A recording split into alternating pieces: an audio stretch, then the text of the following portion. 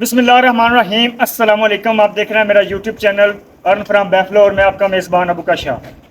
अच्छा जी, आज भरावां वास्ते वीडियो लैके हाजिर हैं। दो जानवर ने अपने को ते बड़े खूबसूरत है माशाल्लाह। एक पैलन झोटी है, प्योर नौशहर इलाके दोवें जानवर ने। एक पैलन झोटी है, कल रात सुई है ते बोला चोया, मैं सुबह भी चोया तो हुण भी थोड़ी देर पहले चोया तां आई हुई है माशाल्लाह। ते बाकी माशाल्लाह बड़ी जवान झोटी है, चंगा कद काठ, सोहनी सुथरी झोटी है। उस तो बाद जी दूजे नंबर तीसरे वाड़ा सुना माई ने ते बड़ी मझ माशाल्लाह नामी ग्रामी मझ को 18 20 लीटर दुध करने वाली मझ ते वो डिलीवरी वास्ते तैयार है। जी दूजी मझ एक झोटी सूई है जी। तो लोकेशन जी अपनी है 64 फोरा तहसील जिला साहिवाल है जी। गैंबर नूशा रोड उत्ते मौजूद है, अड्डा पुल तो नाल 1 किलोमीटर अपना पिंड है जी। अच्छा जी, झोटी वेखो माशाल्लाह जी, चिट्टियां अखां ने कर्मा वाली दियां बल्ब तरह माजदियां ने ते मत्थे निक्की जी फुल्ली ते चूर कुंडा सेंगे, चंगा कद माशाल्लाह ते बरीक झोटी साड़ी निक्की जी वक्खी है। धुन्नी तो थोड़ी जी लो हैगी है लेकिन बिल्कुल धुन्नी छोटी जी है, कोड़ी कोनी दी ना कोई धुन्नी ना कोई कोड़ी, थन बड़ा सोहना है ते बड़ी खूबसूरत झोटी है। थोड़ी छड्डे ना सिर माशाल्लाह कटियां वर्गा करम वाला ते वजूद मझां वाला, पुछल चेक करो जी पैरों तक ते बकाया हजे बोला चोलिया इंदा ते तां ही मतलब कि थोड़ी नज़र नहीं थी देखनी देंदी पी। कोड़ी चेक करो बिल्कुल छोटी जी ते मतलब अकाल रात सुई है, मैं हुण बोला बोला चोलिया ते इस वजह तो थोड़ा ना देखने नहीं देंदी पी ते माशाल्लाह ताज़ा सुई है जी। इस टाइम दो बोला को 10 लीटर होना है बच्चे के बगैर।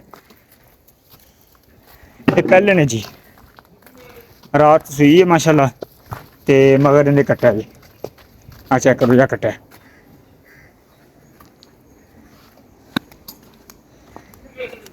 सानी वंडा वुंडा सोहनिया ने माशाल्लाह, सोहना लिबास है कर्मा वाली नूं। मुठ मुठ का ते पुट्ठा चेक करो झोटी का, कर्मा वाली पूरा 2 फुट का चौड़ा पुट्ठा है, गल्लां नाल नहीं सब जो रियल है जी। ते नूरशहर इलाके दी है जी, प्योर नूरशहर इलाके दी पैलन झोटी है। उस तो बाद जी दूजे नंबर जी मझ है आ छड़ को फास इको ही हड्डी ते माशाल्लाह चंगा वजन है मझ का। तीजा वारा सुन है, बड़ी खूबसूरत है जी। ते गड्डी वाली कर लो, गवाल वाली कर लो, शकीनन कर लो, जेड़े मन मर्जी कर लो, माशाल्लाह हर पासे लगती है। चंगा वजन है मझ का, चेक करो कोई धुनी कोई कोशिश नहीं। दुध माशाल्लाह 17 तो 18 किलो करे दी। ये घर की मझ जी आपकी झोटी लैके आंदी है फार दी, ये घर की जी। चेक करो थोन संठाना नहीं वंडा वुंडा चेक करो, लिबास चेक करो थलो सोहना माशाल्लाह। इसको दिन काट दी 15 दिन काटी होगी।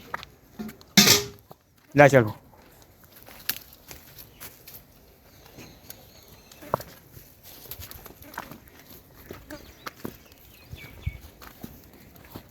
अरे 10 को 15 दिन कच्ची है।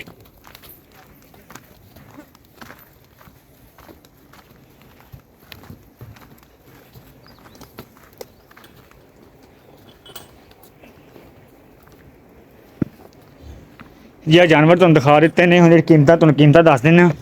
पहले नंबर ते झोटी प्योर नौशहर इलाके की पैलन झोटी, चंगी जवान माशाल्लाह, रात सुई है हले बोले बच्ची है, मतलब कि आ कट्टा है जी मगर थल चेक करो नाड़वा चेक करो ते पैलन है माशाल्लाह। 10 लीटर इस टाइम बोला होना, 2 टाइम 10 लीटर। तो इनकी जी कीमत हैगी, इनकी कीमत हैगी है 6.5 लाख रुपया। 6.5 लाख रुपया डिमांड है जी। मझ है जी इनकी 5 लाख रुपया डिमांड है। दोवां का समझ लो भी 11 लाख रुपया डिमांड है। तो अगर कोई बंदा लेना चाहता हो रबता कर सकता है, स्क्रीन के नंबर मैंशन है। तो माशाल्लाह जो जानवर तुम दसे ने कर्म वाले दोवें ही बड़े खूबसूरत ने। झोटी को कर चेक करो, जब खलोवी को जाकर आना चेक करो जी, माशाल्लाह पूरा बंदे जिड्डा कर दे जी। तो चंगी लम्मी है, सोहनी खूबसूरत है जी, हर पासों खूबसूरत झोटी है। इस 2-4 दिन जाके सैट होगी माशाल्लाह। तो थन थोन भी बड़ा सोहना है। लोकेशन अपनी 64 फोरा तो तहसील जिला सही वाले। तो अगर कोई बंदा लेना चाहता हो रबता कर सकता है।